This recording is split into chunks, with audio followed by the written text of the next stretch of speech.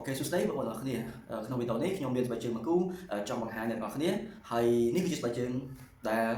នឹងចេញលក់នៅក្នុងពេលឆាប់ៗនេះ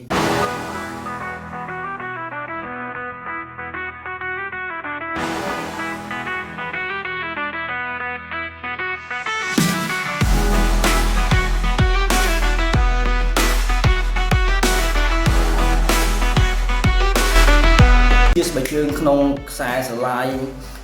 Vomero វាជាផលិតផលរបស់ក្រុមហ៊ុន Nike ប៉ុន្តែស្បែកជើងនេះគឺជាចំនួនថ្មីមួយវាមានឈ្មោះថា Nike Vomero Premium Black Watch ហើយស្បែកជើងមួយគូនេះក្រុមហ៊ុន Nike នឹង drop នៅថ្ងៃទី13 ខែវិច្ឆិកាខាងមុខនេះហើយចំពោះតម្លៃ retail price វិញគឺវាមានតម្លៃប្រហាក់ប្រហែលជាខ្ទង់$500ស្ដើងចំពោះការរចនារបស់ស្បែកជើងមួយគូនេះគឺចំពោះខ្ញុំគឺវាជាខ្លាំងមែនទែនវាមានពណ៌ខ្មៅនៅខាងលើហើយ